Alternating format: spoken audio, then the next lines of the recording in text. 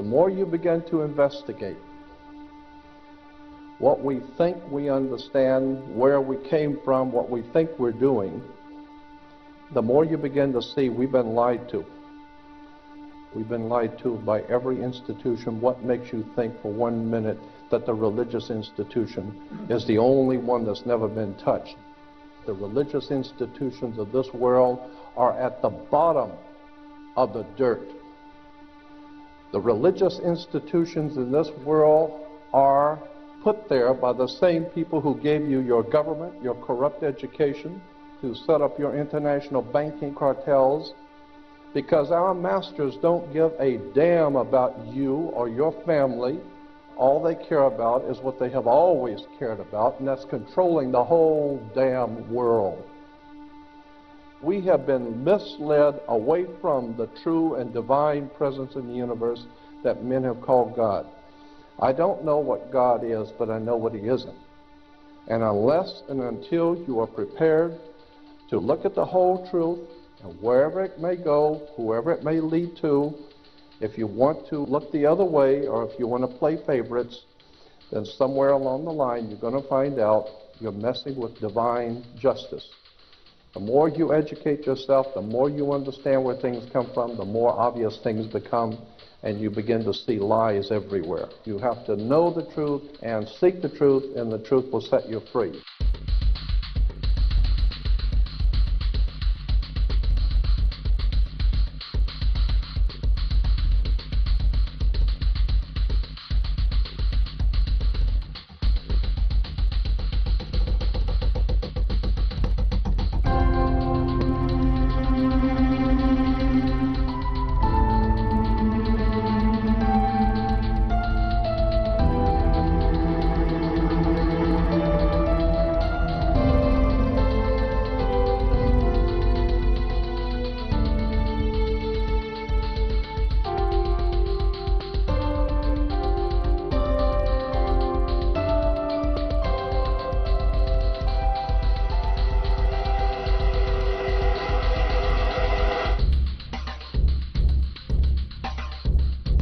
Because I got to tell you the truth, folks. I got to tell you the truth. When it comes to bullshit, big time, major league bullshit, you have to stand in awe of the all-time champion of false promises and exaggerated claims, religion. Think about it. Religion has actually convinced people that there's an invisible man living in the sky who watches everything you do every minute of every day.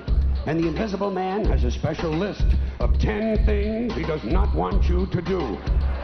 And if you do any of these 10 things, he has a special place full of fire and smoke and burning and torture and anguish where he will send you to live and suffer and burn and choke and scream and cry forever and ever till the end of time. But he loves you. He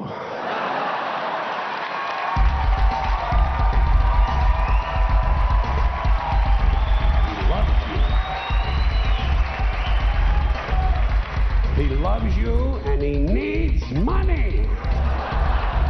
He always needs money.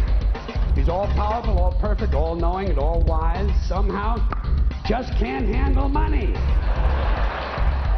Religion takes in billions of dollars, they pay no taxes, and they always need a little more. Now, you talk about a good bullshit story. Holy shit.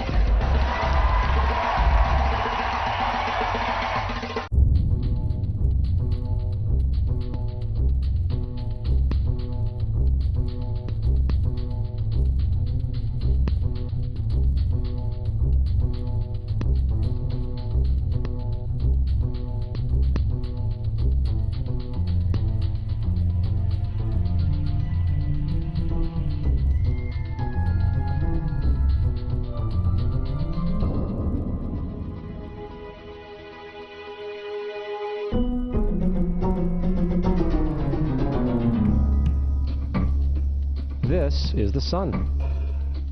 As far back as 10,000 BC, history is abundant with carvings and writings reflecting people's respect and adoration for this object.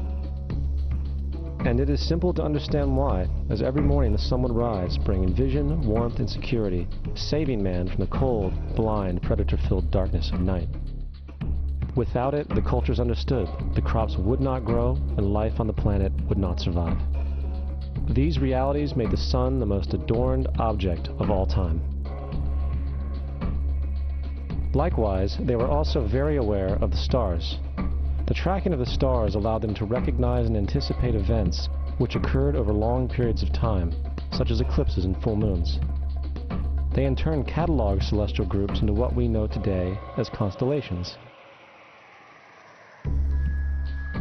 This is the cross of the zodiac, one of the oldest conceptual images in human history. It reflects the sun as it figuratively passes through the 12 major constellations over the course of a year.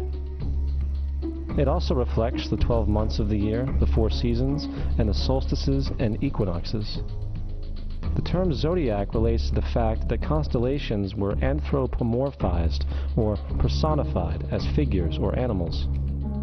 In other words, the early civilizations did not just follow the sun and stars, they personified them with elaborate myths involving their movements and relationships. The sun, with its life-giving and saving qualities, was personified as a representative of the unseen creator or God, God's Son, the light of the world, the savior of humankind. Likewise, the 12 constellations represented places of travel for God's Son, and were identified by names, usually representing elements of nature that happened during that period of time. For example, Aquarius, the water bearer, who brings the spring rains.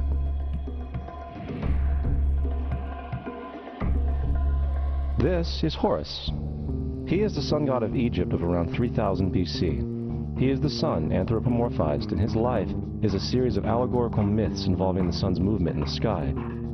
From the ancient hieroglyphics in Egypt, we know much about this solar messiah. For instance, Horus, being the sun or the light, had an enemy known as Set, and Set was the personification of the darkness or night.